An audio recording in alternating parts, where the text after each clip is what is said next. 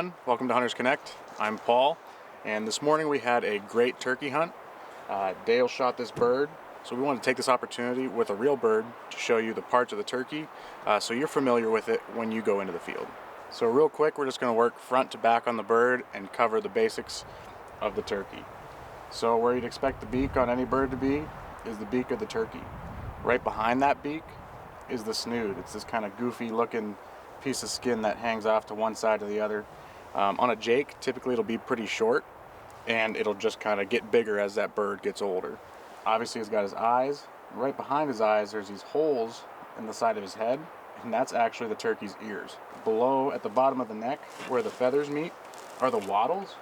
It's these goofy, kind of plump looking things of skin. I don't know how else to describe them. Alright, from the wattles, we're going to take a look at the beard. The beard comes down, what is that, probably 3 or 4 inches below the wattles there, and it looks like a patch of hair is coming out of the chest of that turkey. The beard is actually a modified feather and can be a great way to get an idea of how old a bird is. A Jake will have a short little beard kind of just sticking out, sometimes not entirely visible, but the older a bird gets, the longer that beard gets, and this is a great Merriam's Tom. Here we've got his wings.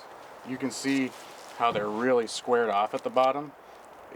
That's a telltale sign that that bird's been strutting and drumming and dragging his wings on the ground, kind of shearing off the edge of those feathers.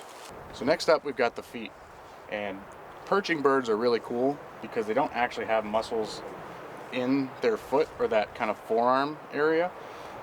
When they fly up to roost, they'll get on a branch, they grab the branch, and when they sit, the tendon in that foot gets tight, and it keeps those feet closed around the branch. So if you've ever wondered how does a turkey sleep, or any bird sleep on a branch and not fall off, it's because they're sitting. So when they wake up, they can stretch out, that foot lets go, and they can pitch down and go about their day. Above the foot is the spur. And so turkeys have spurs on the back of their legs above the feet. The spurs on Merriam's typically don't get very big. This is a Merriam's bird. You can tell by the white on his tail fan, which we'll get to in a second. But Merriam's, they live in rocky, rough country, and a lot of times those spurs get real worn down. The older a bird gets, the longer those spurs get, and depending on where you're at in the country, you might notice that a Rio or an Eastern has real long spurs, where a Merriam's or a bird that's found in rocky country, those spurs get worn down really quick. So last is the tail fan. As you can see, this bird's got really, really white tips. We did a video a little bit ago covering the different subspecies of wild turkeys, and one of those is the Merriam's, which is this bird here. A turkey has 18 tail feathers. On this bird, you can see it's got a full fan. It's a nice tom. On a Jake, the 5 middle feathers in that fan will stick up higher than the rest of the feathers. So if you're watching birds in a field and you see different birds strutting and one has an even distribution of feathers and one, the middle sticks up higher, that's one way that you can tell the difference between a tom and a Jake.